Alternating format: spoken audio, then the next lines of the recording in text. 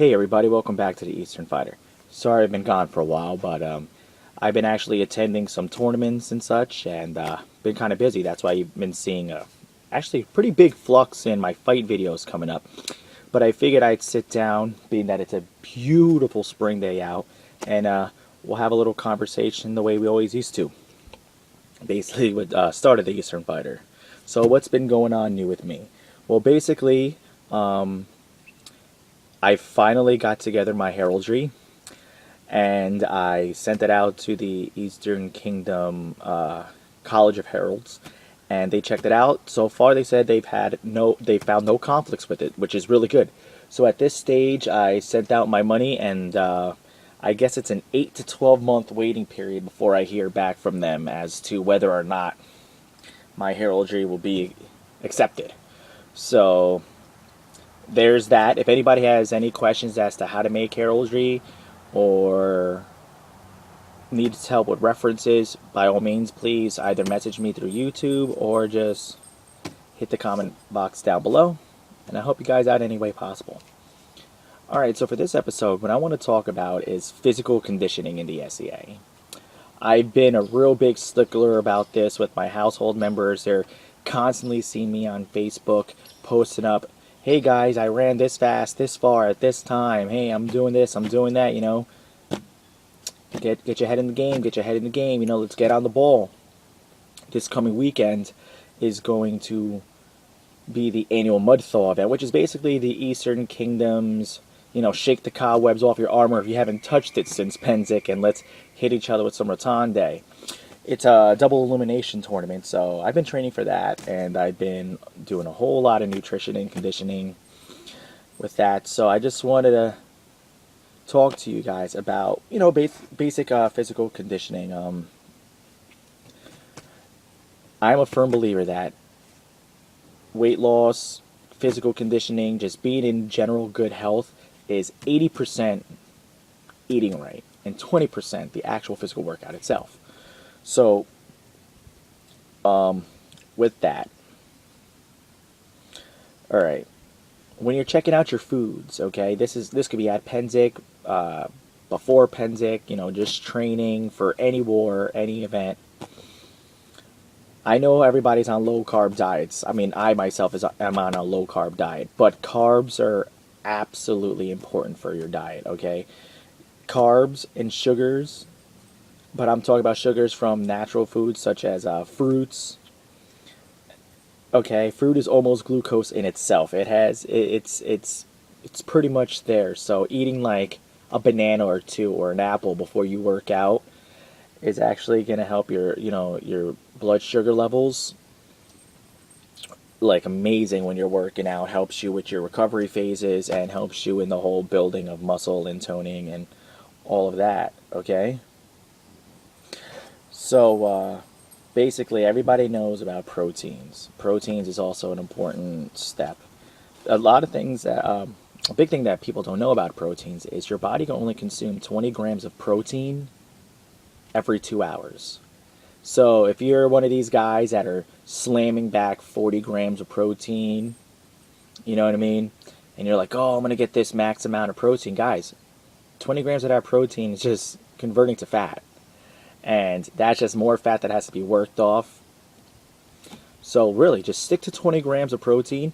The best way to get protein if you're not consuming the right foods, which you should be, but is whey protein. Whey protein is by far the best. I'm not going to say that it tastes the best, but it's definitely the most effective. And you can get a lot of cheap whey proteins that work substantially well at places such as Walmart, Target, any place that has a pharmacy or a fitness section, as well as GNC, Vitamin World, and places of that nature, as well as online. I'll actually provide some links down below with the proteins and such that I use. I like 6 Star and I like Muscle Tech.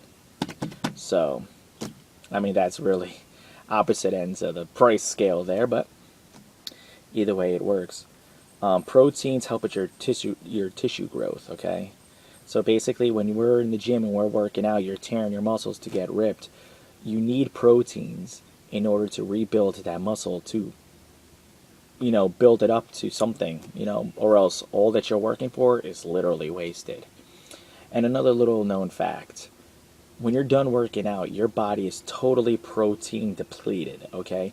So you basically have, I believe it's an hour, between the moment you drop that weight, that last weight, to get in your protein. It's this amazing window of opportunity that a lot of people miss because they don't know about it.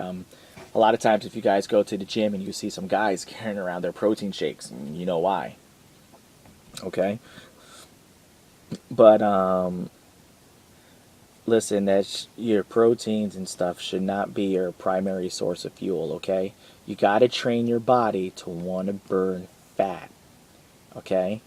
Because what's going to happen is if you're not eating properly and if your nutrition levels are down because you're not also taking some simple form of supplements, protein shakes, vitamins, okay, all you're doing is lowering your glycogen levels, okay? And your glycogen levels are basically like glucose in your muscles, okay? Glucose is, how can I describe glucose? Let me see if I actually wrote that down. Basically the way it works is this. Your glucose levels are like your blood sugar levels. There we go. The same, that's why I said eat apples, eat fruits before you work out. That burns off in the first 10 minutes. That's it. You get a 10-minute window of opportunity with that. I mean, most good workouts are a half hour to an hour anyway, okay? But the first 10 minutes, your glucose levels are going to go. Then it goes to your glycogen. Your glycogen is the glucose in your muscles. Its purpose is to target overtrained muscles. I'm going to say that again. Its purpose is to target overtrained muscles. Okay? In your next meal, this is what I wrote down right here. Next meal, you should pack your glycogen. What's going to happen is it's going to pack the glycogen back where you lost it. So, let me give you a little for instance to clear out that mumbo jumbo that I just said. If you're one of these people that feel, okay, you know what, I'm fairly toned and things of that nature, I'm going to try to build up some endurance, okay? I'm going to hit the gym. I'm going to go to the elliptical. I'm going to run. That's great. A lot of people that are heavier, an elliptical is actually a great way. It's a low impact exercise on your knees and your joints. And on top of it, it gets your heart rate up, which is what you need. If you feel yourself to honestly be fairly in decent shape, it helps as far as building endurance and building your aerobic base. I'll touch base on that next. But that's pretty much it. So, yeah, you're running, okay? Bad nutrition, not drinking your proteins, not eating right, obsessed with bacon. To all my SCA people who are obsessed with bacon. Alright? And you're running on that treadmill. First thing to go is your glucose. 10 minutes. Then glycogen. Where's it going to target? It's going to target the overtrained muscles. It's going to target your legs. It's going to target your ass. Okay? It's going to totally deplete it. Now what it's doing is it's using glycogen. Okay? It's using glycogen. That's the stuff that helps you build muscle, you know what I'm saying? As fuel. You don't want that.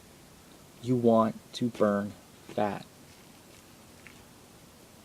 Okay, you understand what I'm trying to say here? So then you're done with the gym. You eat your next meal. Your body's going to say, okay, I was starved of my glycogen in my legs. So what I'm going to do is, as he's consuming this meal, I'm going to put my glycogen levels higher in my legs. Because I know he's going to overtrain me next time. And sure enough, you're going to run tomorrow. And you're going to do the same thing. Without the proper nutrition, without the proper eating. Okay? It's not just about protein shakes. It's not just about Jack 3D. It's not just about Oxy Elite Pro. I know them all. I've used them and I do use some of them. It's not about that. It's not just about that, actually. You have to balance out your food with your supplements, with your exercise. And then you'll be doing right. Next time you go on the treadmill, it's going to happen again.